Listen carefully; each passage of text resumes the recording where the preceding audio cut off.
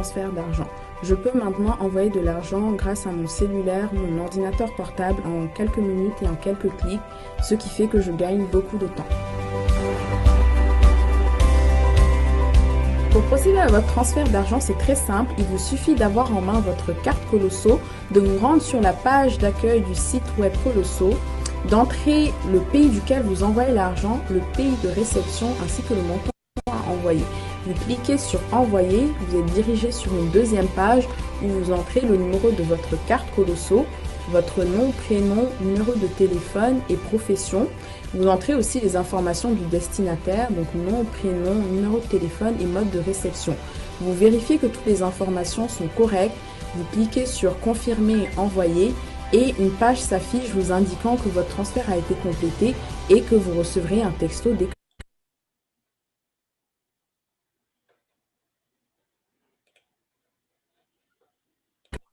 le destinataire sera en possession des fonds.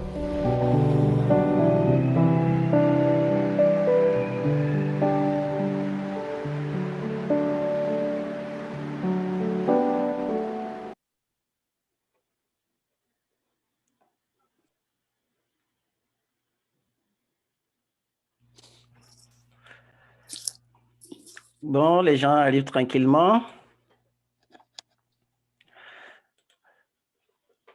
Donc, comme je l'ai mentionné en fait dans le courriel, donc nous vous demandons de bien sûr bien vouloir mettre vos caméras. C'est toujours intéressant de voir les gens. Et ça serait intéressant aussi, bien sûr, pour notre invité, de voir les gens à qui il s'adresse. C'est toujours bien apprécié. Alors, pour commencer, en fait, aujourd'hui, on va être un peu plus protocolaire.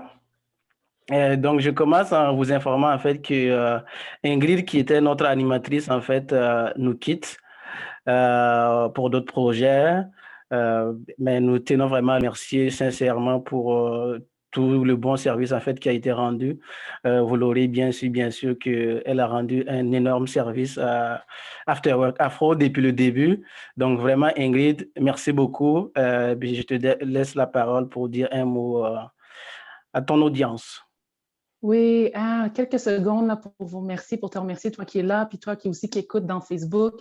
Merci à Mamadi, merci aussi à Élisée, qui est aussi partenaire avec Mamadi. Super contente, une belle expérience. Puis je m'en vais vers d'autres horizons. Moi, peut-être quelque chose qui m'interpelle encore plus, le développement personnel.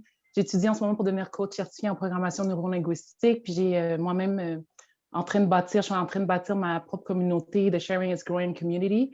Puis je vais ajouter l'hyperien, c'est quelque chose qui te parle, qui t'intéresse. Puis il y en a certains aussi d'entre vous qui en fait déjà partie. Donc je vous remercie. Merci d'être là. Ça a été vraiment une belle expérience, un bel accueil, beaucoup d'amour, des beaux invités. Oumar Diallo, j'ai hâte de t'entendre ce soir. Et puis là, dans le fond, je suis super excitée aussi parce que je passe le micro. Je passe le micro à la belle Kumba qui a accepté. Puis je l'ai rencontrée justement dans Afro Happening. Puis je ne la connaissais pas. Puis quand j'ai parlé, il y a eu un beau clic, un bon vibe, une belle personne. J'étais super contente qu'elle accepte. On était super contente qu'elle accepte aussi. Puis Mamadi, une belle confiance. Merci beaucoup. Merci beaucoup. Je te le dis souvent, j'aime qui tu es, j'aime ta personne, j'aime ta mission, tes encouragements. Toi-même, tu fais partie de ma communauté. Fait que, c'est juste pour dire à quel point il y a de la place pour tout le monde. Fait que je te remercie beaucoup. Et puis, je vous souhaite vraiment une belle fin de soirée. Puis ma belle Kumba, oh my God. Tu sais, on peut donner beaucoup d'amour à Kumba ce soir. Plein de beaux cœurs. Moi, je suis dans mon cellulaire. Je vais essayer de le faire aussi. Oui, mais plein de beaux cœurs. Pour de vrai, je pense que ça va être vraiment apprécié. C'est une belle expérience, c'est une belle aventure. Puis Kumba, sérieusement, tu es magnifique comme tu es. Et puis, je suis vraiment fière de toi. Puis, je suis fière de nous tous. Donc, merci à tout le monde. Parfait. Merci beaucoup, Ingrid. Alors, donc, comme Ingrid l'a bien introduit, c'est Kumba en fait qui remplace Ingrid. Alors, je vais vous présenter juste brièvement Kumba. Kumba, elle est originaire du Sénégal. Elle vit à Montréal depuis près de 15 ans. C'est une femme très engagée au niveau de l'entrepreneuriat. Entre autres, elle est propriétaire d'une auberge appelée le Gîte du Plateau Montréal. Et elle est aussi ambassadrice de la diversité au groupe des 30. Et puis, c'est une maman à temps plein. C'est une femme diplômée en traduction anglais, français, italien, donc c'est une vraie polyglotte. Et je peux vous assurer que c'est une femme pour qui l'épanouissement des femmes à travers surtout l'entrepreneuriat et l'essor économique et culturel de la diaspora africaine lui tiennent vraiment à cœur. Donc, vraiment, merci beaucoup, Kumba, d'avoir accepté de joindre à l'équipe et bienvenue encore. Alors, je te laisse la parole. Merci Mamadi, merci Ingrid. Oh là là, que de bons mots. Je voulais vraiment tous vous remercier d'avoir bien voulu m'accueillir. Quand l'annonce a été faite, j'ai vu beaucoup d'amour, j'ai senti beaucoup d'amour, beaucoup de joie. Alors, sachez que c'est réciproque. Je vous ai connus lors de vos événements, Mamadi, Ingrid. Je vous ai découvert tous les deux. J'ai découvert des personnes chaleureuses, accueillantes et j'ai adhéré à votre super projet. Alors Ingrid, tu me passes le flambeau, je te trouvais magnifique dans ce rôle. Merci de d'avoir pensé à moi. C'est vraiment un honneur pour moi de participer à ce que les étoiles de notre communauté puissent briller et qu'elles puissent nous inspirer. Alors, je suis là pour ça et ça me fait vraiment plaisir d'être là. Merci pour la confiance, Mamadi, et merci Ingrid d'avoir pavé le chemin. Merci.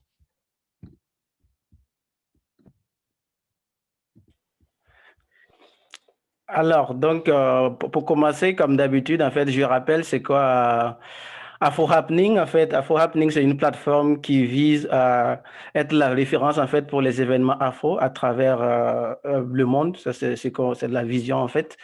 Donc, c'est une plateforme qui permet aux promoteurs d'événements non seulement de créer leurs événements sur la plateforme, d'avoir une certaine visibilité, mais aussi de gérer la vente de billets en ligne. Donc, vous tous qui êtes là, vous avez dû réserver vos billets en fait sur la plateforme Afro Happening. C'est ça vraiment le but. Et c'est quoi l'Afterwork Afro? L'Afterwork Afro, ça c'est un événement de réseautage que nous avons mis en place en fait pour les membres de la communauté, pour leur permettre en fait de rencontrer des gens comme Oumar Diallo qui est présent avec nous ce soir, des gens au parcours très très inspirants qui vont venir nous partager leur parcours et nous donner aussi des conseils pour qu'ensemble on sache que oui, on est issu de l'immigration bien sûr, on a des réalités qui sont peut-être difficiles, mais il faut savoir qu'il y a des gens, peut-être même qui ont eu des réalités beaucoup plus difficiles que les nôtres, mais qui ont réussi, c'est-à-dire qui ont du succès.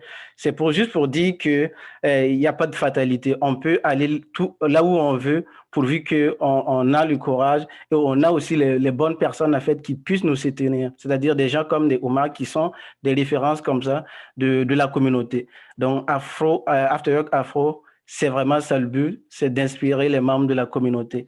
Alors, je laisse la parole à Kumba pour la suite, mais je tiens juste à remercier d'abord aussi Oumar Diallo d'avoir accepté bien sûr l'invitation. Je tiens à dire que Oumar, c'est quelqu'un qui nous soutient depuis en fait le début de Afro Happening. Il soutient dans l'ombre, mais un gros soutien. Et depuis le début aussi de l'Afterwork Afro, depuis même l'idée, c'est même pas quand ça a commencé, depuis l'idée de l'Afterwork Afro, Omar, il a toujours été là pour nous soutenir. Donc vraiment, Omar, grand merci. Je laisse la parole à Kumba.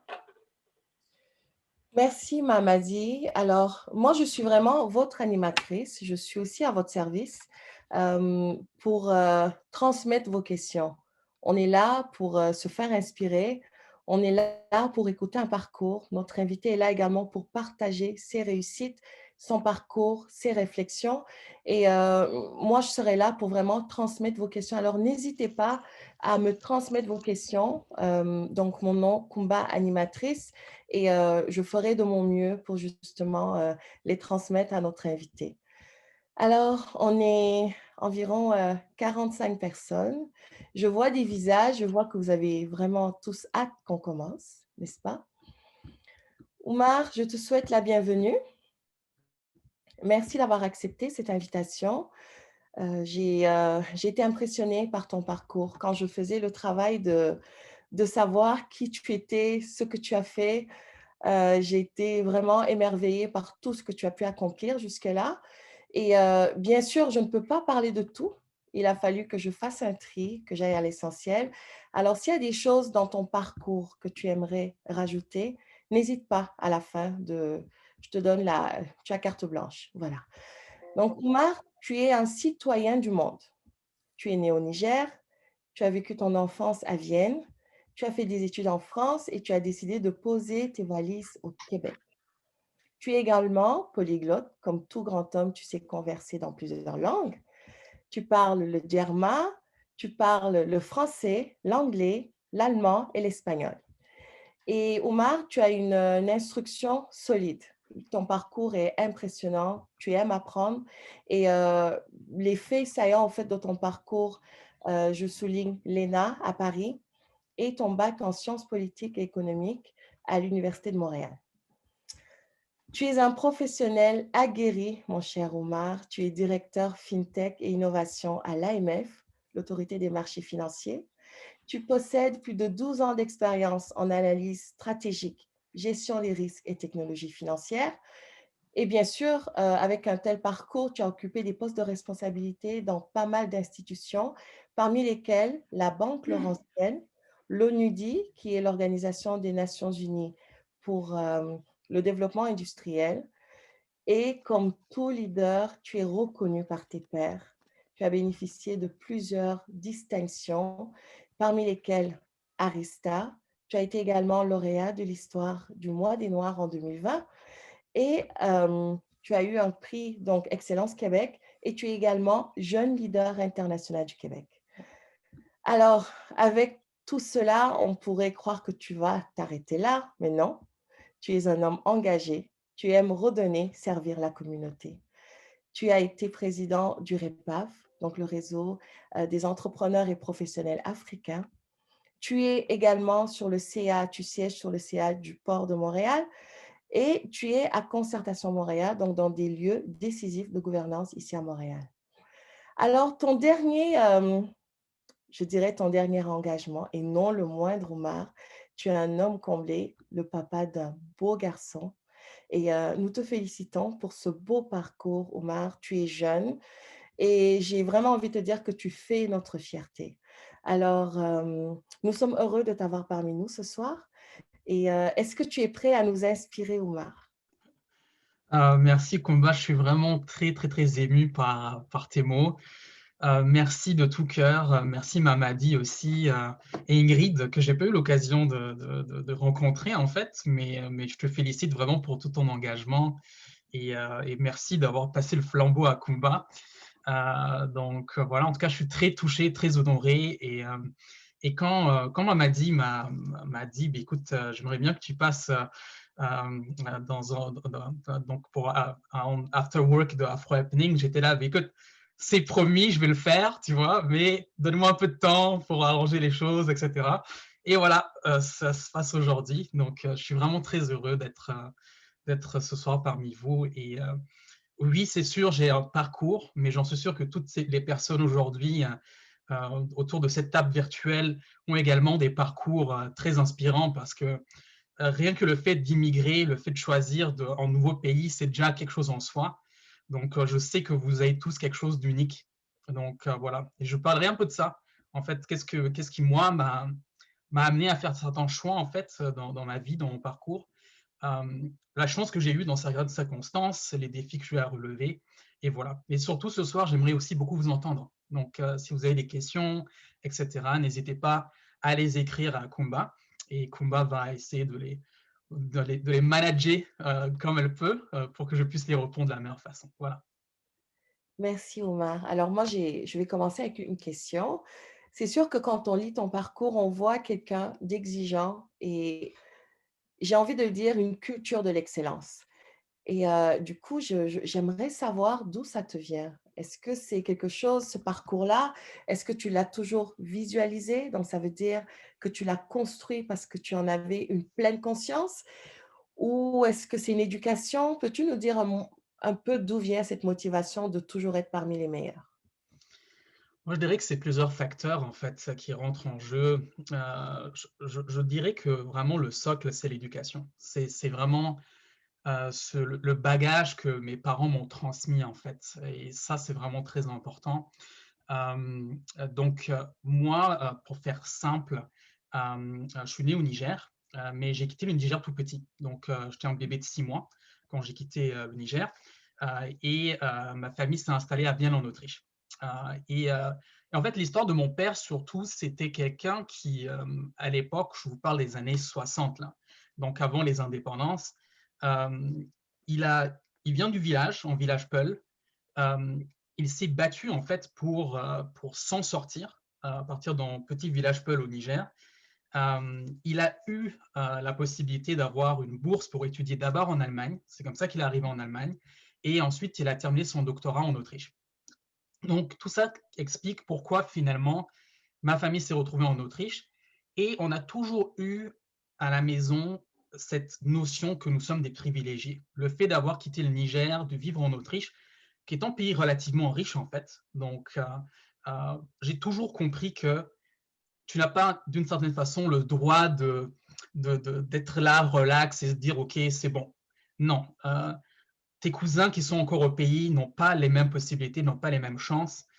J'ai eu la possibilité de retourner tous les 2 ans au Niger. Donc, mes parents ont vraiment fait attention pour qu'on garde le lien avec le Niger. Et quand vous partez au village et quand vous rencontrez des gens sur place, quand vous voyez les difficultés qu'ils ont, vraiment, c'est un rappel constant que, ben voilà, tu prends rien pour acquis et tu sais la chance que tu as d'être, par exemple, dans une école comme je l'étais, au lycée français de Vienne, et tu donnes ton maximum. Donc, voilà. Et c'est drôle parce que mes parents ne me l'ont jamais inculqué en nous grandant, moi et mes frères, parce qu'on est 4 frères.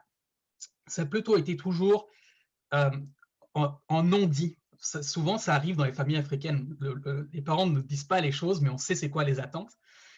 Donc voilà. Et forcément, ça crée quelque chose en soi. Ça fait en sorte qu'on se dit, ben, non seulement il faut que j'excelle, en plus, je suis le seul noir dans l'école, dans la classe, etc.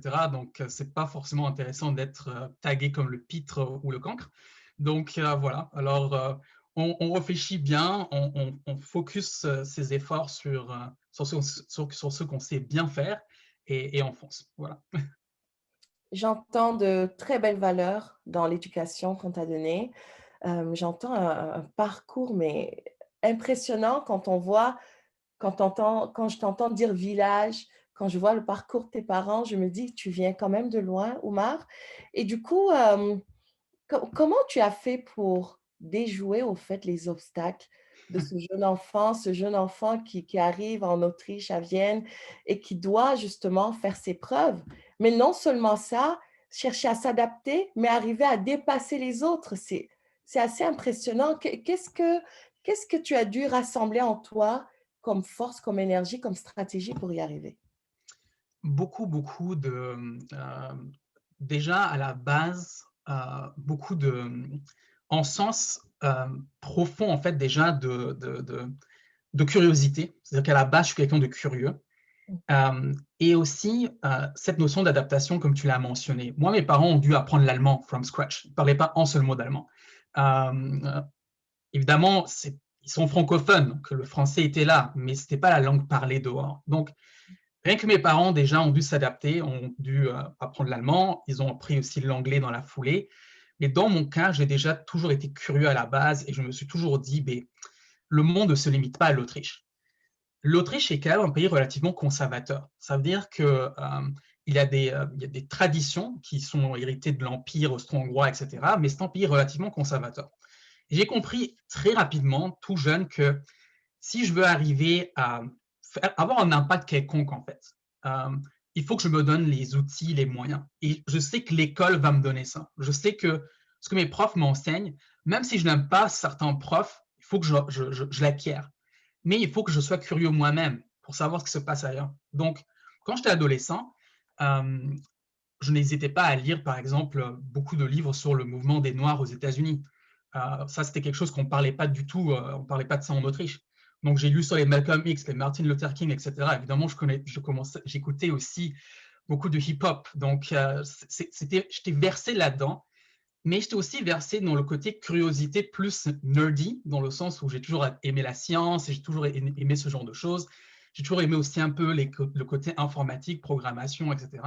Et voilà. Donc, et c'est comme ça que finalement, je me suis dit, si je performe à l'école, si je m'engage aussi sur place, parce que j'étais délégué de classe, délégué d'établissement, etc., je vais m'ouvrir des possibilités. Et à terme, ça va me permettre de sortir de l'Autriche, parce que ça reste quand même un petit pays, pour aller découvrir le monde. Et c'est ça qui m'a donné le passeport pour ensuite quitter à l'âge de 17 ans pour venir m'installer au Québec. Voilà. J'entends des mots-clés, j'entends curiosité, j'entends rigueur, j'entends travail, j'entends impact. Et je vois que tu donnes, en fait. Tu as toujours donné de ton temps, de ton énergie. Je l'ai dit tantôt, ton engagement au REPAF, le fait que tu sois sur des CA. Oumar, d'où te vient cette envie, au fait, de toujours être au service des autres? Je vois que ça ne date pas d'aujourd'hui, tu as été délégué de classe, donc tu parlais déjà pour tes jeunes collègues. D'où ça vient et qu'est-ce que tu dis à ces personnes qui voient peut-être le bénévolat comme quelque chose qui ne rapporte pas? Qu'est-ce que ça t'apporte et pourquoi tu adoptes ce mode de service-là? Ça revient encore par rapport aux valeurs familiales, en fait. C'est que, et là, je pense beaucoup à ma mère en vous parlant, c'est que systématiquement, c'est qu'est-ce que je peux faire pour aider, pour les autres. À l'époque, quand on partait tous les 2 ans au Niger, elle faisait des cantines, là, genre des grosses boîtes bleues. Là. Elle remplissait ça de choses et ramenait les choses au pays. Et même à Vienne, en fait, quand il y a des personnes, parce qu'à l'époque, il n'y avait pas beaucoup de Noirs, en fait. Quand il y avait une personne noire qui avait des difficultés, etc., elle n'hésitait pas à aider la personne. Donc, elle a toujours été dans le service, mais jamais le service en attendant quelque chose en retour. C'est juste en service parce que la vocation que nous avons, c'est de se soutenir, de s'aider les uns et les autres, en fait. Donc, ça, c'est quelque chose que j'essaie d'articuler au quotidien dans ce que je fais.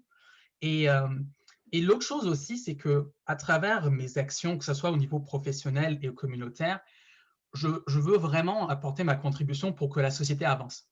Et la seule façon d'y parvenir, en fait, c'est d'essayer de mettre ces compétences intrinsèques au service d'une cause. Et c'est pas forcément en pensant ah oui, je vais siéger là, là, là, et je vais avoir quelque chose en retour. C'est vraiment de se dire mais comment je peux bâtir? Comment est-ce que grâce à mes compétences, grâce à ce que je sais, je peux bâtir, renforcer une organisation ou renforcer à travers l'organisation aussi, bien sûr, des hommes et des femmes. Et voilà, ce qui explique que, par exemple, en 2013, quand je suis revenu au Québec, parce que je me suis absenté du Québec à un moment donné pour étudier en France, etc., je me suis d'abord investi au Centre des jeunes L'Escale à Montréal-Nord. Et, évidemment, on se dit, mais comment se fait-il qu'en financier va s'investir dans un centre des jeunes? Oui, parce que c'est essentiel. C'est essentiel que des jeunes, par exemple, qui sont parfois dans des environnements difficiles, aient des ressources pour justement focuser leur énergie sur des choses constructives. Et quoi de mieux que de renforcer la gouvernance de Centre des jeunes de l'Escale, avec mes compétences en gestion des risques et en finance, euh, améliorer les processus justement au niveau de cette OBNL, etc. Et en faisant ça, finalement, mais vous passez d'une OBNL à l'autre, vous êtes bâtisseur, vous construisez, vous faites en sorte que toutes ces organisations soient plus matures et puissent rendre mieux service encore. Donc voilà. Ensuite, vous pouvez choisir votre vocation. Ça peut être les jeunes, ça peut être la santé, ça peut être même les arts. L'essentiel, c'est vraiment de donner du meilleur de soi. De la même façon que lorsqu'on le fait pour un boulot, on est payé en fait. C'est-à-dire que c'est se dire, je donne la même qualité, la même rigueur, sauf que c'est pour une cause qui me tient à cœur.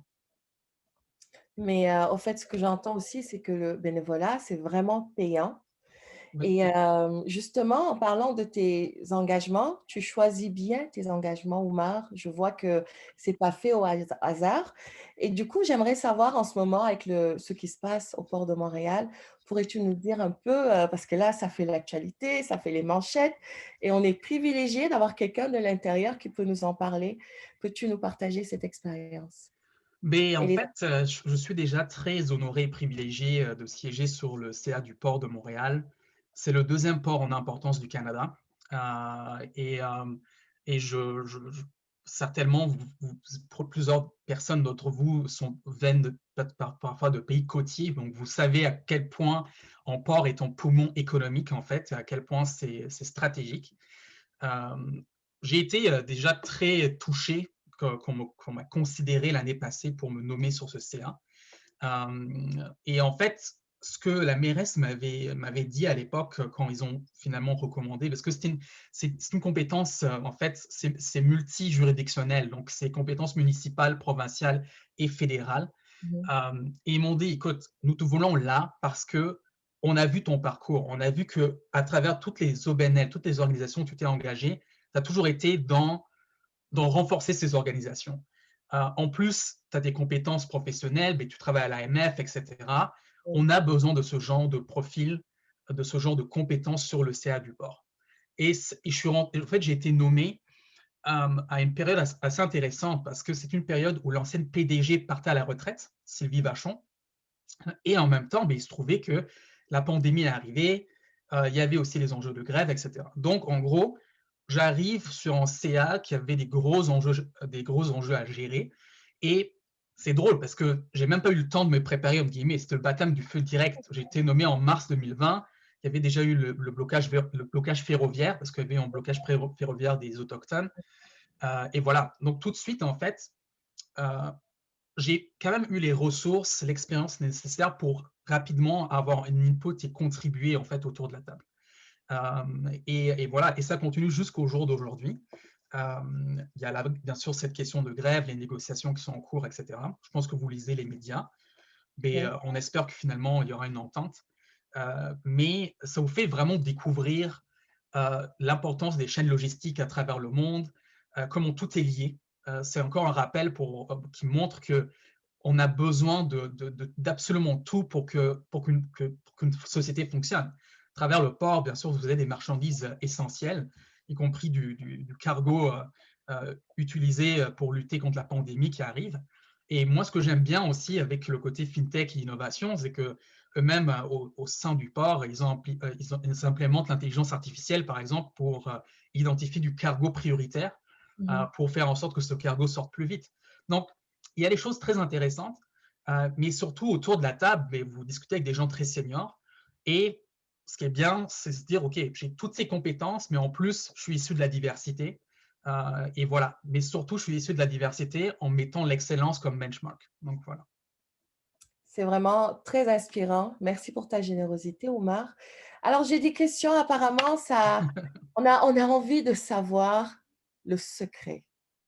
Tu sais, l'émission qu'on fait là, cette rencontre qu'on a, c'est justement pour démystifier la réussite, pour montrer qu'il y a peut-être une stratégie derrière et ça s'acquiert en fait. Il n'y a pas de secret, mais je pense que tu as des astuces.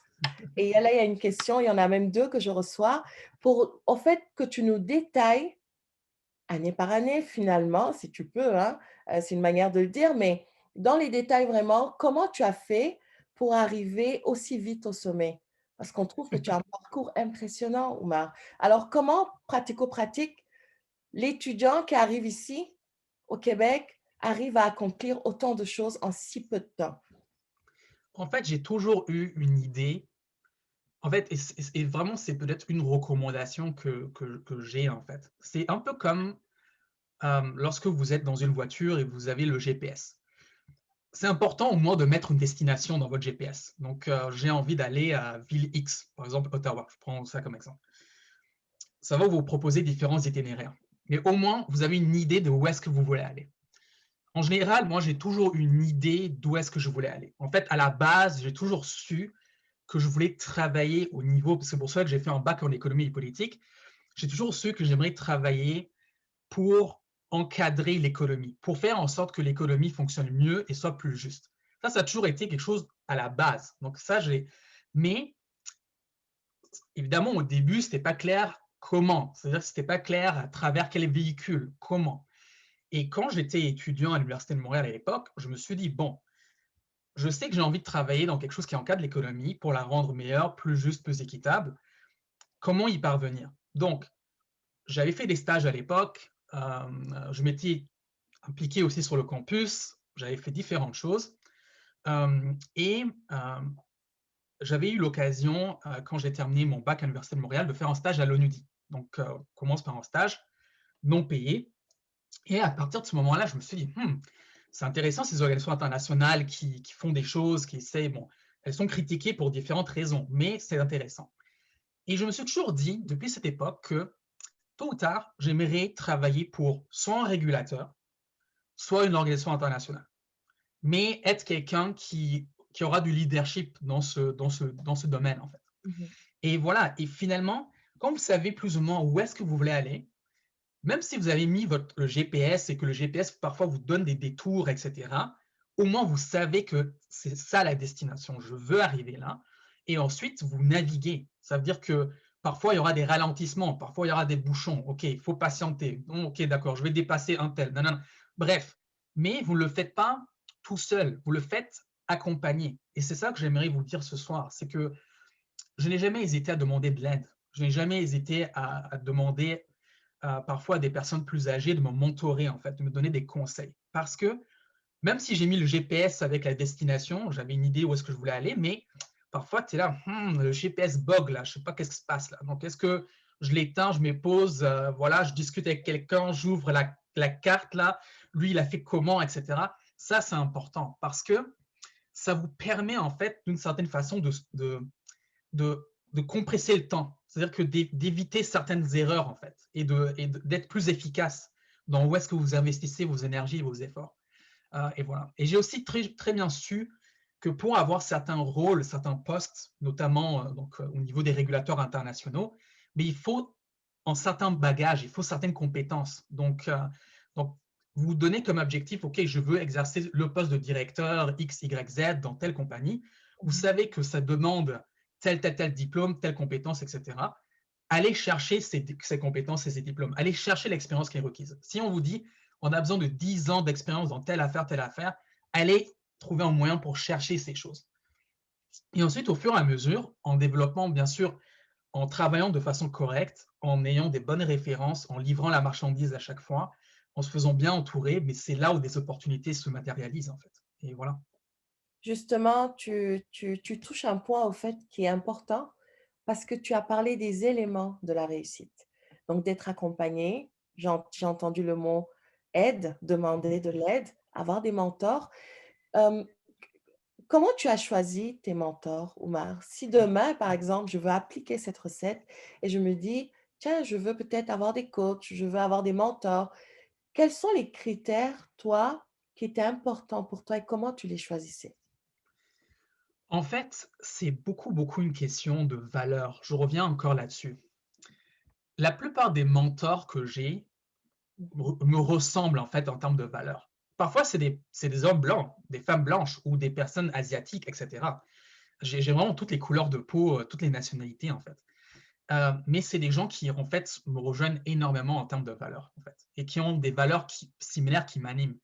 Et en fait, il y en a qui comblent certains besoins, par exemple des besoins qui sont plus d'ordre technique au niveau de ce que je fais, au niveau du boulot, mais qui sont aussi d'autres qui sont des mentors plus au niveau compétences humaines en fait. Donc, comment est-ce que toi, tu développes des bagages en fait dans ton leadership, etc. Donc, c'est pas un mentor, c'est plusieurs. Et c'est des hommes et des femmes. C'est des gens qui viennent de différents milieux. Mais c'est des gens qui ont tous des valeurs en fait qui me ressemblent beaucoup. Et c'est des valeurs en fait déjà d'excellence. C'est des valeurs de partage et c'est des valeurs de justice. Ça, c'est très important. Parce qu'une des choses de tous ces mentors en fait qui sont autour de moi, dont certains qui sont quand même à des postes assez stratégiques, c'est qu'ils ont horreur de l'injustice. Ça, je vous le dis tout de suite. C'est-à-dire que c'est des personnes qui sont très qui font tout pour mener par l'exemple en fait et qui vont vraiment s'assurer justement de respecter les personnes autour d'elles, etc., respecter leurs équipes, s'assurer que vraiment les gens qu'ils ont sous leur charge développent le meilleur d'eux-mêmes. Ce sont ces gens qui m'entourent. Et moi, je dirais que c'est mon critère numéro 1 quand je dois choisir quelqu'un pour m'accompagner. Est-ce qu'on a vraiment une communauté de valeurs qui nous réunit? Parce que c'est ça à la base. Si vous voulez y arriver dans la vie, peu importe, que ce soit au niveau professionnel, personnel, etc., c'est de bien comprendre sur quelle valeur je suis ancré, en fait. C'est quoi le socle? Et ça vous aide, en fait. Ouais. Waouh, c'est vraiment, c'est très intéressant. J'ai pas de mentor, je sais pas pour vous, hein, les amis, mais moi, demain, je m'en cherche un, c'est sûr, c'est sûr. Alors, j'ai une question ici un peu plus légère, Oumar. On a envie de connaître, ta journée type quand tu te lèves le matin. On a envie de savoir, ce que fait, le directeur FinTech. Comment est-ce qu'il organise sa journée? Je dirais qu'en ce moment, mes nuits sont très agitées. J'ai mon fils qui a 10 mois, donc qui est né en mai dernier. C'est un immense bonheur, je vous dis, d'être papa. Et en même temps, ben, c'est exigeant. Ben, il fait pas ses nuits encore. Il se réveille parfois 3, 4 fois. Souvent, je me lève, je vais changer ses couches, etc. Quand il a faim, ben, je le donne à sa maman parce que, bon, évidemment, les papas ne peuvent pas faire certaines choses que les mamans peuvent faire. Donc voilà, c'est comme ça. Donc disons, à la base, même sans bébé Noah, Oui. mais j'étais quelqu'un de très matinal en fait. Donc, je suis toujours quelqu'un de matinal. Donc, en général, je me lève autour de 6 heures du matin. Avant, c'était plus de 5h30. Voilà. Je ne dis pas que tout le monde doit faire ça. Mais ce que je veux juste vous dire, c'est que j'essaie toujours d'avoir du temps pour moi, en fait, du me time. Il y a des gens qui vont le faire en se levant très tôt le matin, ils vont faire de l'exercice, du sport, peu importe. Moi, ce que je faisais en fait à l'époque, et ça c'était beaucoup l'époque quand j'étais président du REPAF, comme c'est très demandant et que j'avais aussi un boulot très demandant, j'utilisais en fait ce temps le matin entre 6 heures du matin et 7h30 pour avancer sur mes dossiers d'implication communautaire. Donc, quand j'avais des choses à régler par rapport au REPAF à l'époque ou même par rapport au port de Montréal en ce moment, je le fais très tôt le matin pour ne pas être dérangé en fait. Donc, je sais que je n'ai pas de courriel qui va rentrer, je n'ai pas le téléphone qui va sonner, mais c'est du temps pour moi. Donc, voilà. Alors, c'est comme ça que commencent mes journées en général.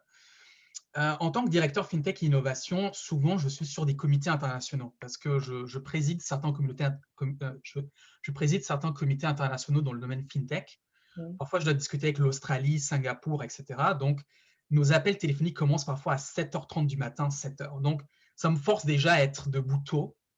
Quand ce n'est pas le cas, la journée de boulot régulier, c'est vraiment 8h30, 9h. Mais ce qui se passe dans mon cas, c'est qu'avec le petit, il a commencé la garderie en janvier. C'est moi qui l'amène le matin. Ça me permet aussi de sortir dehors, de m'aérer l'esprit, là. Ça, c'est important. Et ensuite, c'est vraiment des journées qui s'articulent beaucoup autour de rencontres, donc de rencontres de collègues en interne, des rencontres avec des entrepreneurs FinTech, avec différents décideurs dans le domaine financier, que ce soit ici à Montréal ou au niveau international, et aussi beaucoup des périodes de temps où je suis en mode de rédaction, parce qu'une grande partie de mon boulot consiste à faire du développement réglementaire, donc à rédiger des lois, des règlements, etc. Donc, il faut se prendre du temps pour rédiger ça. Et ça signifie qu'il faut discuter avec des collègues, des experts en interne pour savoir sur quoi est-ce qu'on va se pencher, s'assurer que les projets avancent, s'assurer que les projets des collègues que je supervise avancent également, discuter des budgets sur certains projets. Bref, donc c'est la vie de gestionnaire, quoi. Mais c'est une vie où il faut être à l'affût, il faut être très bien informé. Donc, je lis beaucoup les médias, absolument tous les journaux au Canada, au Québec, je les lis, et dans le détail, surtout la presse économique. Je lis The Financial Times. Bref, je suis obligé de me verser avec beaucoup d'informations pour être en mesure de proposer des solutions intéressantes à des problèmes complexes. Parce que quand on vous nomme gestionnaire ou directeur dans des postes comme ça, c'est justement pour solutionner des problèmes complexes. C'est jamais pour être chill et OK, tout va bien. Et non, c'est chaque chose qui arrive sur votre table, c'est vraiment OK. C'est que personne n'a trouvé vraiment de solution par rapport à ça. Et on demande vraiment à ce que vous travaillez avec votre cerveau et d'autres personnes aussi pour trouver des solutions. Et c'est des solutions pour protéger les consommateurs, pour s'assurer que l'innovation technologique se fasse de façon responsable, etc. Donc voilà. Parfait. Donc, tu te lèves à 6 heures environ. Quand est-ce que tu finis tes journées? Parce qu'on veut savoir si après tu as une vie. Elle termine assez tard, en fait. Et c'est particulier avec la pandémie, parce qu'avec la pandémie, ben, on est connecté sur des appels Teams, Zoom en permanence. Je prends des pauses quand même. Donc là, tout à l'heure, j'avais fini vers 5h30. Je suis sorti me promener avec le petit parce qu'il faisait beau. Donc voilà. Je suis revenu. J'ai fini de travailler sur une présentation que je dois faire demain, donc à Finance Montréal. Et voilà. Et là, maintenant, je suis avec vous. Donc, une fois que je termine avec vous, ben, j'irai manger. Il faut s'assurer que le petit se couche et dorme. Et ensuite, je vais encore finir certains courriels avant de me coucher. Donc, c'est un peu ça le rythme, quoi. Voilà. Bon, ben, juste pour suivre le cours justement de cette idée-là, Il y en a qui me demandent si tu as des loisirs en dehors de tes activités. Absolument, j'ai des loisirs et ça, c'est très important. Euh, comme je vous ai dit, en fait, je suis curieux. Donc voilà. La curiosité fait en sorte que je lis beaucoup. C'est-à-dire que je suis tout le temps en train de lire. Ça peut être des biographies, ça peut être des romans, ça peut être plein de choses, mais je fais vraiment un effort pour lire. L'autre chose aussi, c'est que, et heureusement, avec la pandémie, ils ont réouvert les piscines. Donc, j'ai une piscine pas loin de chez moi. J'habite à Rosemont-la-Petite-Patrie. Ils ont enfin réouvert la piscine municipale. Donc, j'y vais 2 fois par semaine. Donc, voilà, pour 1 heure de temps. Parce que c'est absolument nécessaire. Parce que je suis quelqu'un de très cérébral, en fait. Et quand vous êtes trop cérébral, mais parfois, vous négligez vraiment le reste. Donc, l'objectif, c'est pas de devenir un Arnold Schwarzenegger avec des muscles, là, mais c'est au moins de faire de l'exercice. Donc, c'est bien parce que là, depuis 3 semaines, je suis en mesure à nouveau de nager. Et généralement, j'y vais dimanche dans la journée et mercredi en fin de journée. Donc, c'est un peu ça mes jours. Et l'autre chose aussi, c'est que j'aime beaucoup regarder les documentaires. Les documentaires sur plein de sujets. Ça peut être des sujets d'actualité, ça peut être des sujets complètement random sur la biologie, les animaux, peu importe, mais c'est juste pour s'ouvrir l'esprit, pour se dire, OK, parce qu'on peut toujours être inspiré par des choses qu'on voit ailleurs. Donc voilà. Alors, c'est un peu ça, mes loisirs, disons comme ça. C'est très intéressant. Alors, je pense qu'il y en a qui ont eu la même idée que moi au sujet du mentorat, parce qu'il y en a qui me demandent si tu mentors des gens. Et Oui. avoir des demandes, Oumar. Et j'ai une question ici un peu plus complexe sur le mentorat, justement.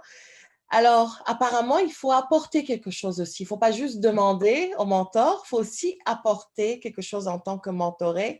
Est-ce que tu peux nous parler un peu plus de cette relation mentor-mentoré? Qu'est-ce qu'on apporte quand on n'a pas assez d'expérience à quelqu'un qui semble en avoir beaucoup? Moi, je vous dirais que ça dépend beaucoup de la position dans laquelle vous vous mettez. En fait, moi, je pense que vous l'avez compris dans mes propos, j'apprends de façon permanente. Je suis tout le temps en apprentissage. Et dans ma relation, la relation que j'ai avec mes mentors, c'est oui, j'apprends, j'absorbe de l'information. Il faut l'appliquer. C'est pas juste maintenant absorber de l'information, mais c'est vraiment d'opérationnaliser ce qu'on vous donne comme info. Mais c'est également mutuellement bénéfique parce qu'on a tous quelque chose d'unique en fait. Et généralement, les personnes qui m'ont choisi en fait comme mentor, donc personne mentorée, comprennent que avec mon parcours, j'ai un parcours riche, diversifié, etc. Et ça leur élargit aussi les horizons. Parce que moi, par exemple, j'ai certains mentors qui ont juste vécu toute leur vie au Québec. On a les mêmes valeurs, on a des valeurs qui correspondent, mais ils ignorent tout de ce qui se passe en Europe, en Afrique, etc. Et je leur apporte ça. Je leur apporte aussi ce côté un peu curieux que j'ai. C'est-à-dire que le fait de toujours s'intéresser à des choses innovantes, nouvelles technologies, etc., ça leur apporte quelque chose. Et c'est vraiment chacun, en fait, vous tous, ce soir, de vous dire, vous avez tous quelque chose d'unique, quelque chose de particulier. Et c'est de se dire, mais comment je peux tout simplement mettre ça en évidence dans cette relation mentorale, si vous développez cette relation mentorale. Et c'est toujours développer une relation mentorale en se disant, mais c'est une conversation. C'est comme si vous prenez un café, voilà. C'est pas se mettre une pression indue, c'est se dire, j'ai quelque chose d'unique en moi et au fur et à mesure de la relation, on va découvrir cela. Ce n'est pas lors du premier rendez-vous mentoral que vous allez tout savoir. Parfois, ça va prendre 3, 4, 5, 6 rendez-vous. Mais c'est vraiment de vous dire que vous avez tous quelque chose d'unique, en fait. Donc, voilà. Merci Omar. Vraiment, avec toi, on revisite les classiques de nos valeurs. J'entends des proverbes, le proverbe comme quoi l'avenir appartient à ceux qui se lèvent tôt. J'entends qu'on a toujours quelque chose à donner, toujours quelque chose de beau en nous. Et j'ai envie, au fait, d'aller dans un aspect beaucoup plus technique. Il y a des gens qui veulent savoir un peu plus de choses sur FinTech. Est-ce que tu peux nous en dire plus? Ah, sur les fintech. Il se passe beaucoup de choses en ce moment parce que je peux vous donner Deux exemples aussi, et des exemples qui concernent le continent africain, parce que je trouve ça très intéressant. C'est que comme vous le voyez, en fait, le modèle traditionnel, par exemple, des banques, des institutions financières, des assurances, bien voilà, plus personne aujourd'hui se rend dans une succursale. Moi, je ne peux même pas vous dire c'est quand la dernière fois que je suis entré dans une succursale de ma banque. Donc, je règle tout depuis longtemps en ligne, et voilà. Et vu que tous ces services, en fait, se dématérialisent, il y a évidemment certains types de nouveaux risques qui sont là. Il faut gérer ce type de risques. Et aujourd'hui, ce qui est intéressant, c'est qu'il y a également plus de concurrence et plus de compétition, parce que ce n'est pas juste les grandes institutions financières et les grandes enseignes qu'on connaît, mais il y a des nouveaux joueurs qui rentrent sur le marché. Colosso, qui sponsorise l'événement ce soir, justement, est dans le créneau des systèmes de paiement. Et les systèmes de paiement, ben voilà, à l'époque, on était tous là, Western Union, MoneyGram, etc. Non, aujourd'hui, ben, tu peux utiliser du Colosso et d'autres choses, tu vois. Donc, voilà. Mais tout ce beau monde, en fait, c'est bien, mais tout ce beau monde, il faut que ça fonctionne selon certaines règles. Ça ne peut pas être le free-for-all, parce qu'ils gèrent des données personnelles. Ils gèrent parfois, évidemment, des actifs, de l'argent. Donc, il faut des mécanismes de contrôle pour s'assurer que ça fonctionne bien, etc. Donc, c'est là où la réglementation et des organismes comme l'AMF et d'autres régulateurs à travers le monde ont un rôle important.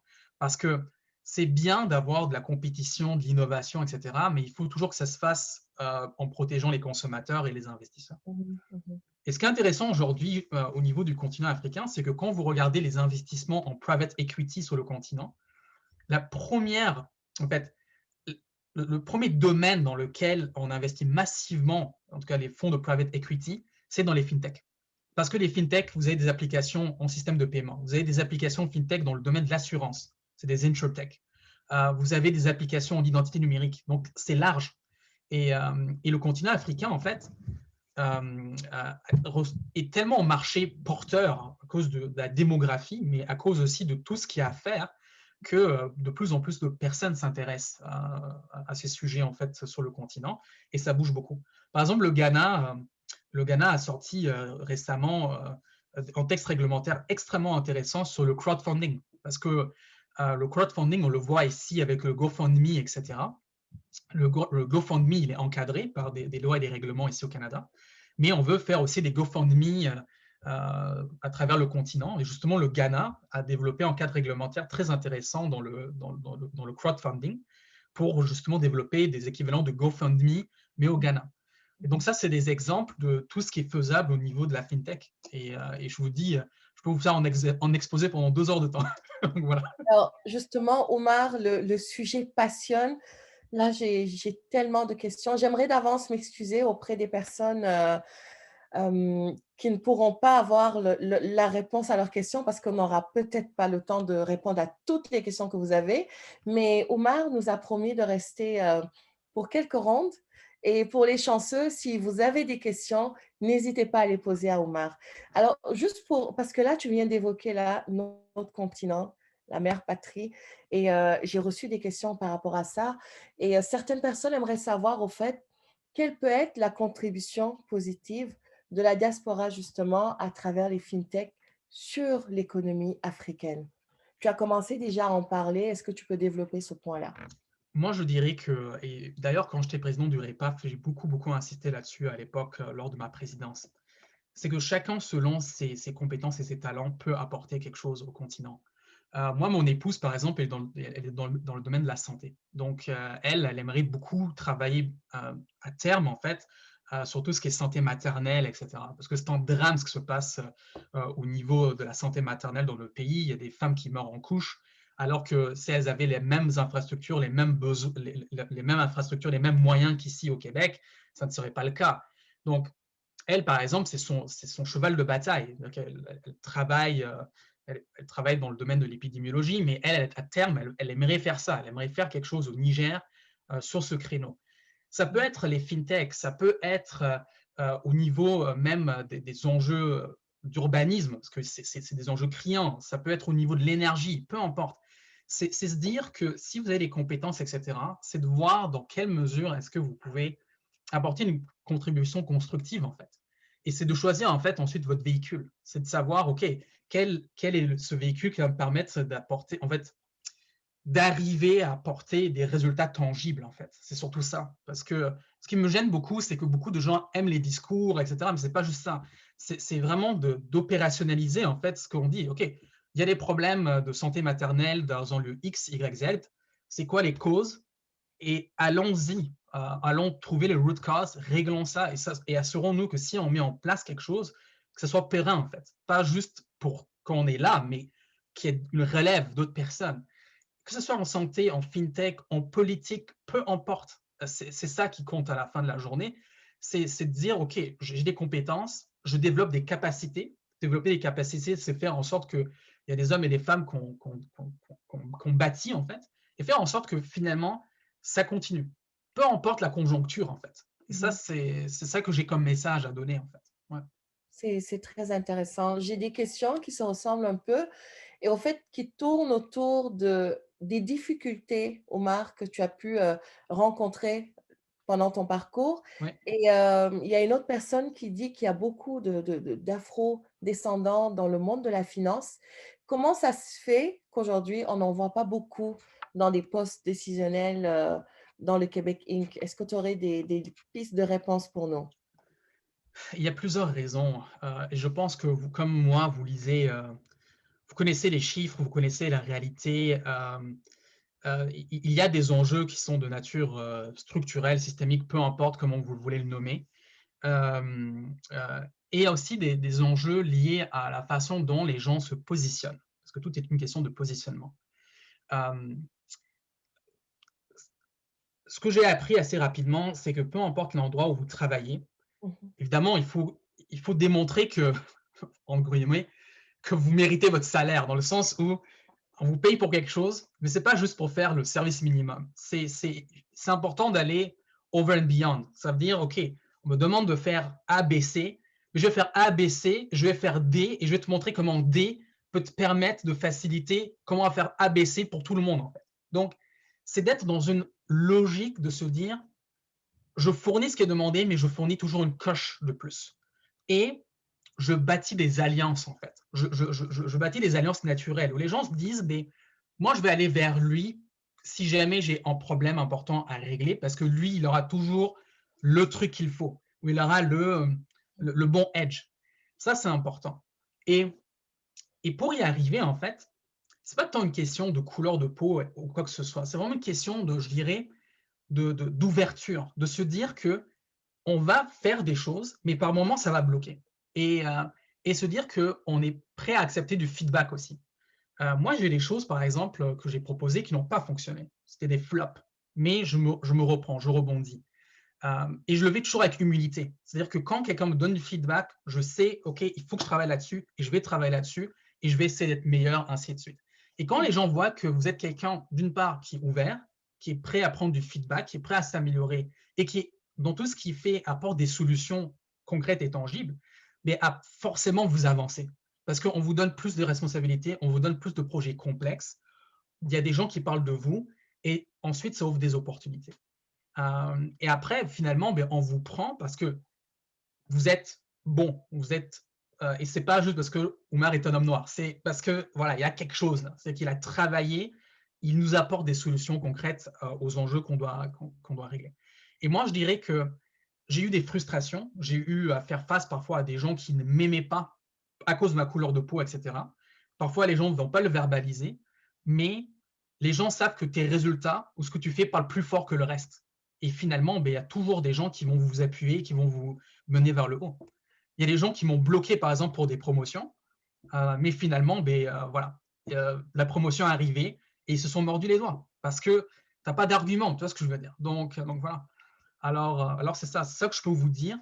Et comme j'ai dit, cette notion d'humilité, d'être en mesure de prendre du feedback, parfois même du feedback difficile, de travailler sur ça, et voilà, et vraiment d'aider, d'être généreux. Parce que vous aidez un collègue, vous aidez toute personne, ça va toujours vous revenir en positif sous une certaine forme. Voilà. C'est très intéressant. Alors moi, j'ai une question justement ici. Est-ce que tu penses à l'Afrique, Oumar? Je pense que la réponse est évidente. Je vais te laisser répondre. Mais il y en a aussi qui j'aimerais savoir comment tu comptes redonner ce que tu as reçu à l'Afrique. Mais je le fais en fait, je le fais au quotidien en fait. Et c'est drôle parce que à un moment donné, tu as mentionné, je pense que c'est Mamadi qui avait mentionné qu'il y a beaucoup de choses que je fais derrière les coulisses, en fait, dans l'ombre. Et c'est un peu ça. C'est-à-dire que vous faites des choses pour le continent et parfois, vous n'êtes pas obligé de le mettre sur les médias sociaux. Disons ça comme ça. Là. Donc, moi, je pense que déjà, le fait que dans le cadre de mon boulot, j'arrive à développer une expertise solide dans ce domaine, le fait que j'arrive, par exemple, déjà à travailler, avoir des contacts avec l'île Maurice, parce qu'on travaille avec l'île Maurice, avec le Ghana, etc., ça, je peux déjà avancer quelque chose sur le continent africain par rapport à cet angle. Donc ça, c'est un angle, par exemple. Lorsque j'étais président du REPAF, on avait fait beaucoup de choses à l'époque. On avait des partenariats, justement, avec Talent to Africa, qui est basé à Dakar, pour faire entrer des gens de la diaspora sur des postes sur le continent. J'avais fait une mission commerciale, d'ailleurs, il y avait Sidi Kouyaté de Colosso, on était partis au Rwanda ensemble. Donc voilà, j'ai travaillé avec les gens de Smart Africa, qui est l'initiative continentale sur la transformation numérique. Donc je fais un effort pour créer des liens, en fait. Et donc, ces liens, vous pouvez les faire dans votre domaine d'expertise, disons, mais aussi, vous pouvez le faire à titre privé. Donc moi, par exemple, la famille élargie qui vit au Niger, je continue à les aider sous certaines formes. On a eu l'été passé des gros problèmes d'inondation pendant la saison des pluies. Donc là, il fallait envoyer de l'argent, il fallait faire des choses parce que bon, voilà. Donc, il y a différentes façons d'y parvenir.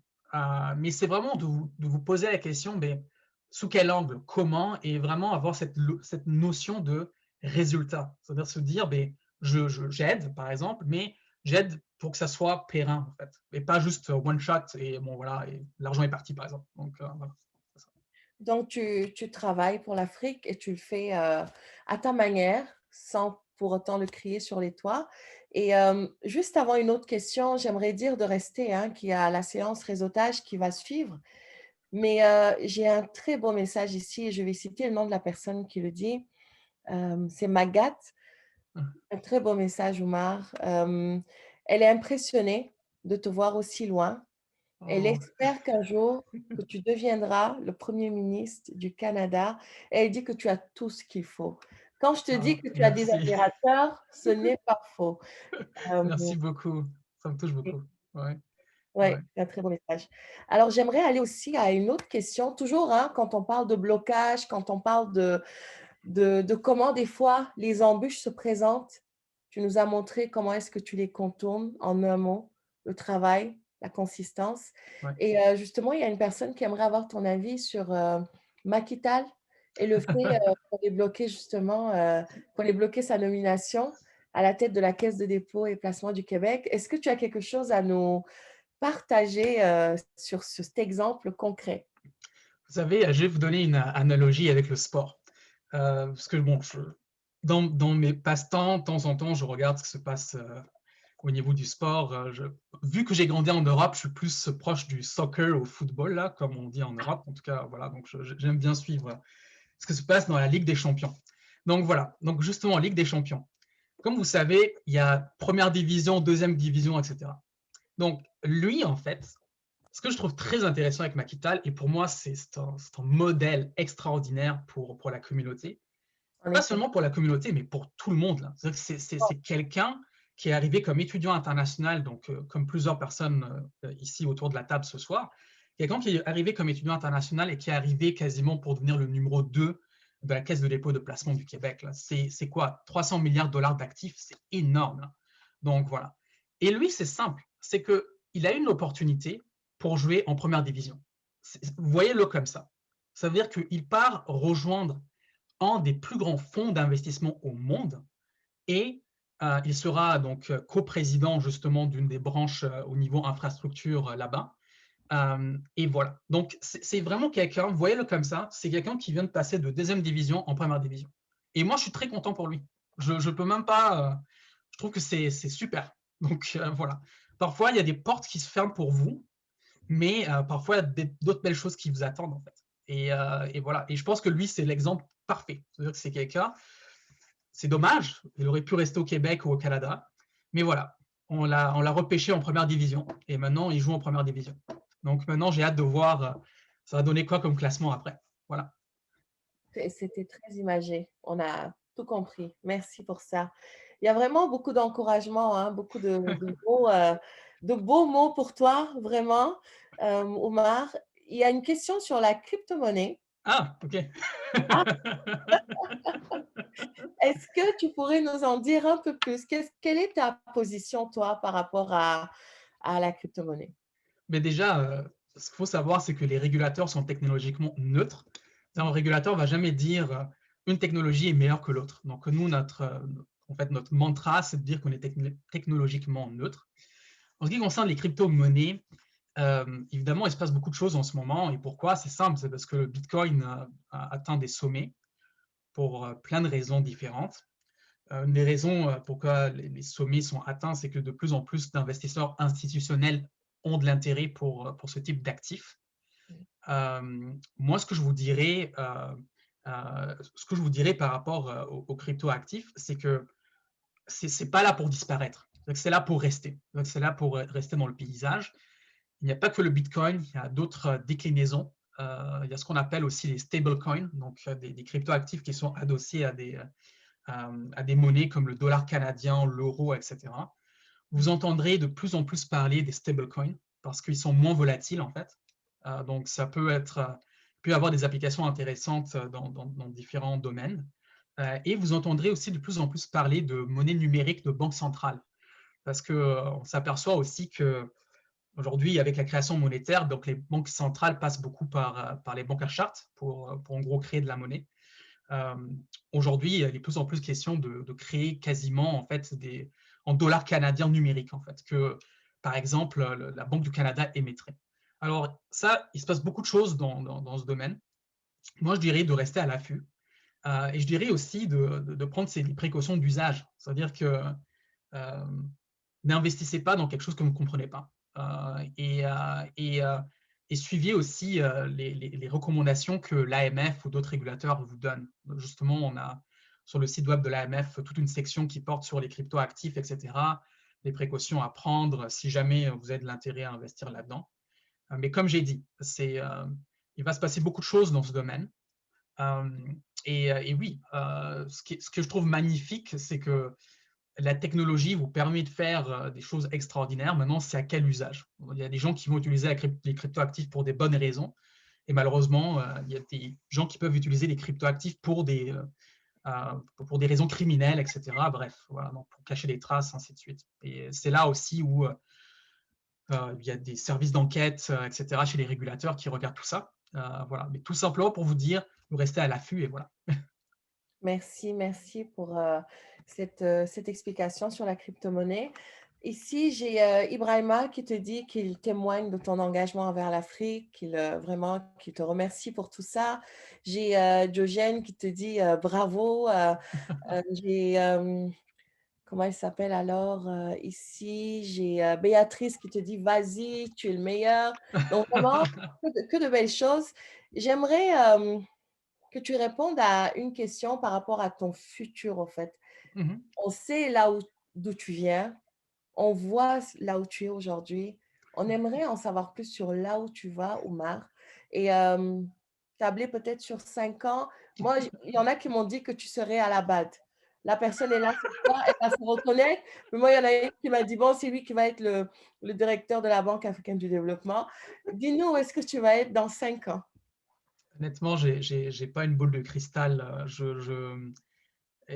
que je peux juste vous dire et nous souhaiter tous collectivement, en fait, déjà à la base de toute chose dans la vie, c'est la santé. Donc vraiment, déjà à la base, c'est ce que je dis, c'est de se réveiller le matin, d'apprécier ce qu'on a, et c'est ce que j'apprécie tous les jours. Je suis très reconnaissant pour toutes les bénédictions, tout ce qu'il y a autour dans la vie. Donc c'est déjà la santé, ça c'est la base. La deuxième chose, c'est vraiment d'être, évidemment, je suis un jeune papa, donc s'assurer que le petit aille bien. Toute décision que je vais prendre au niveau professionnel, carrière, etc., je vais toujours tenir compte des intérêts du petit et aussi de ma conjointe, parce que ça, c'est essentiel.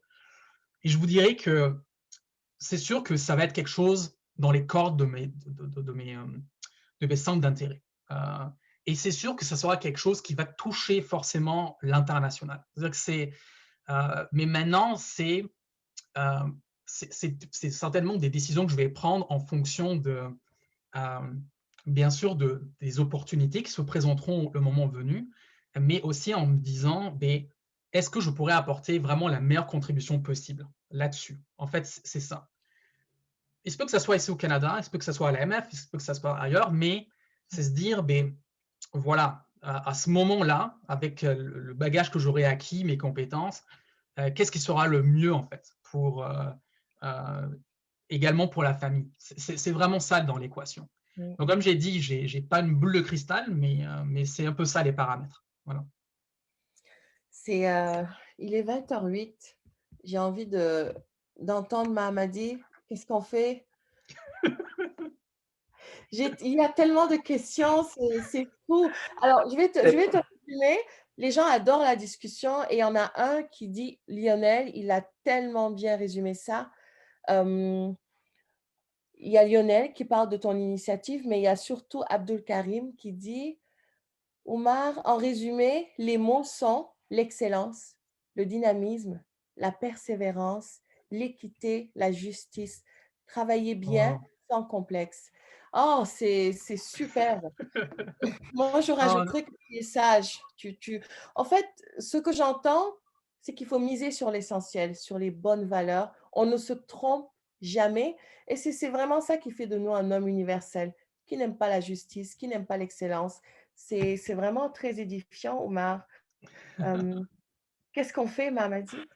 Bon, le problème, c'est pas nous ce qu'on fait, parce que nous, notre temps, on peut le gérer. C'est beaucoup plus pour notre invité la question. Donc, c'est à Omar que la question doit s'adresser. Mais peut-être avant, pendant que Omar il pense, parce qu'il ne faut pas non plus qu'on tarde trop il a beaucoup de choses à faire. Voilà. Donc, mais avant, je vais juste dire aux gens aussi que oui, After Work Afro, c'est vraiment un événement où on amène des gens comme Omar qui viennent pour nous inspirer, pour partager leur parcours inspirant comme celui d'Omar, bien sûr. Mais à côté, on a pensé aussi à un autre événement, en fait, qui va s'appeler Workshop Afro, en fait, qui va donner des outils, c'est-à-dire des outils aux gens.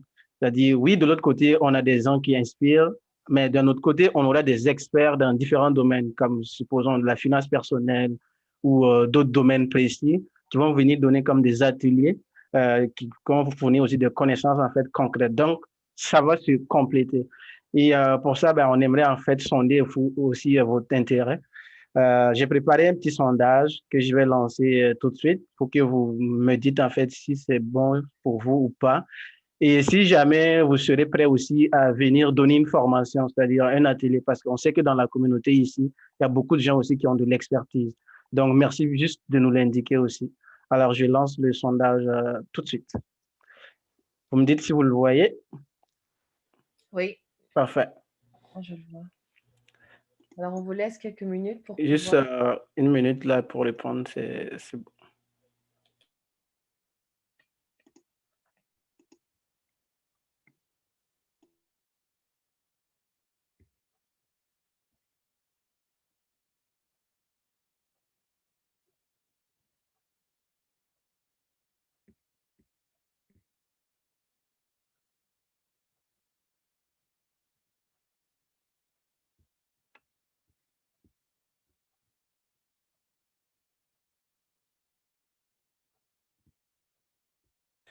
Il nous reste quelques personnes.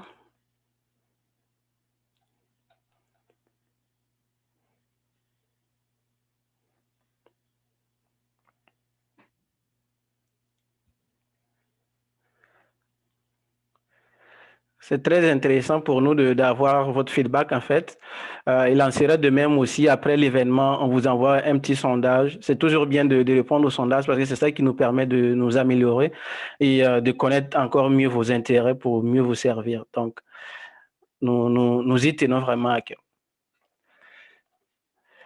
Alors, qu'est-ce que ça donne comme résultat? OK, est-ce que vous voyez? Donc, presque 100%. Tout le monde trouve que l'idée est meilleure et bonne, et puis tout le monde va se présenter. Et on a 43% des gens ici qui sont parmi nous qui peuvent venir nous présenter des choses, c'est-à-dire qui peuvent venir donner des ateliers. Donc, c'est vraiment très bien apprécié. Et n'hésitez pas surtout aussi de nous contacter par la suite là, pour vous proposer vraiment qu'est-ce que vous avez à donner à la communauté. Ça va être très, très bien apprécié. Alors, merci beaucoup. Et puis, je te laisse, Kumba, gérer. Parfait. Donc, Oumar, je te pose la question. J'aurais une dernière question, si tu veux bien, avant qu'on fasse le tour. Est-ce que Bien ça sûr. te convient? Alors, Oui, c'est une question en fait au sujet des monnaies. On parlait de la crypto-monnaie. Et il y a Magat qui demande, est-ce que les monnaies seront issues, donc elles seront basées sur des réserves des pays? Dans ce cas, en fait, elle aimerait savoir exactement d'où viendraient ces monnaies, quelles seraient les réserves. c'est une réponse, je pourrais donner quelques pistes en fait de réflexion. Je vous parlais à un moment donné des institutions, à quel point les institutions sont importantes, des institutions qui régulent l'économie, etc. Ce qu'on voit avec la crise de la pandémie aujourd'hui, c'est que vous apercevez que quand tout va mal, la seule chose qui reste, c'est l'État. Donc, c'est des institutions qu'on s'est données. On va appeler le gouvernement fédéral à l'aide, etc. Le gouvernement fédéral va envoyer des chèques, etc. Mais comment est-ce que ce même gouvernement fédéral arrive à avoir cet argent, etc. Mais voilà, c'est qu'il y a des institutions, et parmi ces institutions fondamentales dans chaque pays, etc., il y a les banques centrales. Donc, la banque centrale ne va pas disparaître, l'État ne va pas disparaître en tant que tel. Donc, il faut juste comprendre que ces mêmes banques centrales vont rester dans le portrait. Maintenant, c'est comment ces mêmes banques centrales vont fonctionner à l'avenir. C'est ça le sujet de fond. Et c'est la raison pour laquelle beaucoup de discussions sont en cours en ce moment pour tester ces monnaies numériques. C'est qu'on n'a aucune banque centrale au monde qui a encore adopté pleinement ce type de monnaie numérique parce qu'on doit arriver à comprendre comment ça fonctionnerait. En fait. Parce que c'est tout simplement un modèle alternatif. C'est une nouvelle façon en fait, de gérer de la monnaie, etc. Donc moi, je dirais qu'il faudrait vraiment observer les discussions en cours dans différentes juridictions à travers le monde. Mais ce qu'il faut savoir, c'est que ces mêmes banques centrales ne vont pas disparaître. Le dollar américain ne va pas disparaître, l'euro ne va pas disparaître du jour au lendemain. Pour le franc CFA, ça c'est une autre discussion. Là. On peut ouvrir. Voilà. Mais ce que je peux vous dire, c'est que pour les monnaies que nous connaissons telles quelles, là, dollar canadien, etc., vraiment, il y a des réflexions qui sont en cours. Parce que c'est un changement de paradigme. C'est très différent. Donc, le fait de pouvoir utiliser des instruments monétaires sans passer forcément par le système bancaire, mais en allant directement vers une banque centrale. C'est assez particulier. Donc voilà. Donc il y a beaucoup de tests qui sont en cours en ce moment. Et pour ceux qui sont intéressés, je pourrais leur envoyer quelques liens par rapport à ça. Merci, vraiment, vraiment, merci Oumar. Je pense qu'on est passé à travers presque toutes les questions. Donc, je vais déclarer la séance réseautage ouverte. Oumar, n'hésite pas, quand c'est le temps pour toi de partir, tu as une famille, un petit bébé, on va comprendre. En tout cas, merci, c'est génial. On va pouvoir réseauter entre nous, se parler. Alors, Mamadi, à toi la parole. Parfait, merci beaucoup, Kumba. Et on réitère encore les remerciements à l'endroit de Oumar. C'est très, très bien apprécié. Merci pour avoir partagé ton parcours parce que, comme on le dit souvent, oui, il y a des gens qui réussissent, mais réussir est une chose, mais avoir la volonté de redonner, c'est-à-dire aux générations futures ou bien à ton entourage, c'est une autre. Donc, merci énormément et merci beaucoup pour tout le soutien depuis le début. On est très, très reconnaissant.